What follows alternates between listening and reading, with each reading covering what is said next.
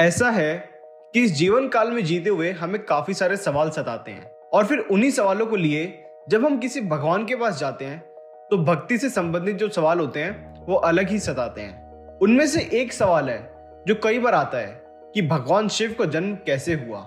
राधे राधे दोस्तों, ओम टीवी पर आप सभी भक्तों का फिर से बहुत बहुत स्वागत है। धर्म से जुड़े हुए ऐसे ही और इंटरेस्टिंग वीडियोस देखने के लिए चैनल को तुरंत सब्सक्राइब करिए। तो आज हम बात करने वाले हैं भोलेनाथ के बारे में, लेकिन बात करने से पहले मैं आपसे फिर से एक बार विनती करना चाहता हूँ। हम काफी मेहनत करके आपके लिए आध्यात्मिक और पुराणिक जानकारी लाते हैं, फिर आप भी बस थोड़ी सी मेहनत कर दीजिए। सामने दिख रहे लाल बटन को क्लिक करके हमारे चैनल को सब्सक्राइब कर दीजिए। अब आप सबका ऐसे ही प्यार बना रहे तो हम और भी अलग अलग तरह की जानकारी आपके लिए लाते रहेंगे। तो जैसे कि कहा जाता है कि सृष्टि के निर्माण में त्रिदेव की कथा काफी प्रचलित है। सबसे महत्वपूर्ण रूपों में से तीन ब्रह्म हैं, ब्रह्मा, शिव और विष्णु।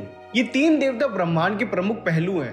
परम सत्य। त्रिमूर्ति शब्द का अर्थ है तीन रूप। त्रिमूर्ति में ब्रह्मा निर्माता है, विष्णु पालक है और शिव संहारक है। मतलब शिव जी इस ब्रह्मांड के रक्षण करता है। जन्म भी वही है, मृत्यु भी वही है। अनंत अंतकाल शिव। फिर काफी लोग पूछते हैं कि शिव जी का जन्म कैसे हुआ, तो उसके लिए मैं आपको एक छोटी सी कहानी सुनाता हूँ। जब शिव और पार्वती का विवाह होना था तो एक बहुत बड़ा उत्सव था। सभी अतिथि वहां बुलाए गए थे।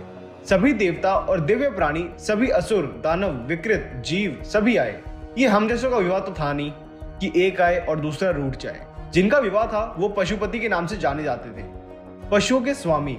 तो सारे पशु आए। तो जब विवाह में कोई लड़की को वर को सौंपते हैं तो ये प्रथा है कि वो आपके पूर्वज, गुण, नक्षत्र इत्यादि की जानकारी पूछते हैं। तो उन्होंने पूछा कि अपने पूर्वजों के बारे में बताइए। शिव बस चुपचाप नीचे देखते बैठे रहे। तो नारद जी वहीं पे मौजूद थे। उन्होंने अपनी वीणा उठाई और बस एक ही सुर बजाने लगे। अब वहां मौजूद लोग चिढ़ने लगे। शादी का एक मुहूर्त होता है, ठीक उसी समय पर शादी होनी चाहिए। अब वो मुहूर्त नजदीक आ रहा था और ये इंसान बिना कुछ बोले बस बैठा रहा और उधर नारद जी बस वही धुन बजाए जा रहे थे। तब वे चिढ़ गए और उन्होंने कहा कि ये क्या बकवास लगा रखी है। एक ये है जो कुछ बोल नहीं रहे हैं और एक आप हैं कि वीणा बजाते ही जा रहे हैं। तब नारद ने कहा, वो स्वयं भू है, इनके कोई माता पिता नहीं है, क्योंकि पूरी सृष्टि का आधार ध्वनि में निहित है और क्योंकि इनकी सभी ध्वनियों पर महारत है, जिसका मतलब है कि सृष्टि पर अपने महारत से इन्होंने खुद का निर्माण किया। इसलिए ध्वनि ही इनका वंश है। इसलिए मैं तार छेड़ रहा हूं। शिव को स्वयं भू के रूप में जाना जाता है। स्वयं भू यानी स्वनिर्मित। उन्होंने खुद ही अपना सृजन किया है। कोई पिता नहीं, कोई माता नहीं, एक आत्मनिर्मित प्राणी। इस आयाम को इस तरह इसलिए प्रकट किया जाता है क्योंकि वो आदि योगी है, वो पहले योगी है। तो अगर आप पहले योगी हैं तो आप आत्मनिर्मित ही हैं। वो सामान्य किस्मत की ताकतों को उपलब्ध नहीं है, वो कर्म की ताकतों को उपलब्ध नहीं है, वो जीवन के सामान्य प्रक्रियाओं को उपलब्ध नहीं है। उनका जीवन स्वनिर्मित है। दरअसल वेदों को कुछ अलग अलग ग्रंथों में आपको शिवजी के जन्म से जुड़ी कुछ अलग कहानियां मिलेगी। जैसे कि देवी महापुराण के अनुसार इस ग्रंथ में भगवान शिव की उत्पत्ति को लेकर एक कथा है।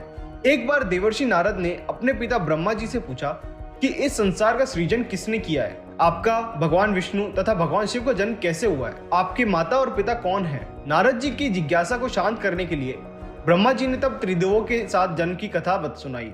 उन्होंने बताया कि भगवान सदाशिव आदि ब्रह्म है, वे ईश्वर हैं। परम ब्रह्म सदाशिव ने अपने शरीर से आदि शक्ति का सृजन किया। देवी आदि शक्ति ही पार्वती है, वह प्रकृति है, महामाया है, बुद्धित्व और विवेक की जननी तथा विकार रहित हैं। भगवान सदाशिव तथा आदिशक्ति के योग से ही ब्रह्मा, विष्णु और महेश की उत्पत्ति हुई।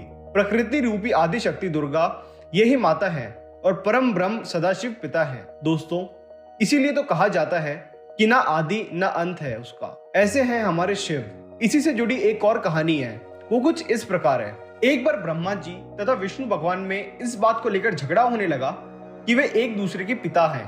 ब्रह्मा जी कहते हैं कि सृष्टि की रचना उन्होंने किया है तथा विष्णु जी कहते हैं कि तुम मेरी नाभि से निकले हो। तभी परम ब्रह्म सदाशिव उन दोनों के मध्य प्रकट हुए और उन्होंने कहा कि तुम मेरे पुत्र हो। एक को जगत की उत्पत्ति तथा दूसरे को पालन का कार्य सौंपा गया है। शंकर और रुद्र संहारक है। ओम मेरा मूल मंत्र है। रुद्र संहारक, अकाल शक्ति के दाता, आदि योगी, परम शक्ति के दाता, जो विष प्राशान करके भी जीवित रह सकते हैं। ऐसे हैं हमारे शिव जी और तभी तो हम उनकी भक्ति में विलीन होते हैं। अंत में आपको बस एक छोटी सी कथा का एक अनुसार सुनाता हूँ। जिससे शायद आपके सवालों को जवाब का कुछ अंश मिल जाए। तो वही इन सब से अलग हम ऋग्वेद में भी देखें तो वहां भी इसका वर्णन हमें मिलता है। ऋग्वेद में हमें पुरुष सूक्त के बारे में जानने को मिलता है। पुरुष सूक्त हमें आदि पुरुष के बारे में बताता है। आदि पुरुष यानी इस सृष्टि पर जन्म लेने वाला पहला जीव, और उन्हीं से सृष्टि का निर्माण हुआ है।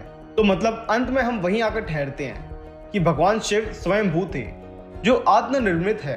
और वैसे भी इन सब से थोड़ी ना हमारी भक्ति कम होने वाली है। जैसे शिव अनंतकाल है वैसे ही हमारी भक्ति भी उनके प्रति अनंतकाल रहेगी। तो अगर आप अब तक ये वीडियो देख रहे हैं तो हम आशा करते हैं कि आपने हमारे चैनल को सब्सक्राइब कर दिया होगा, और नहीं किया होगा तो तुरंत कर दीजिए।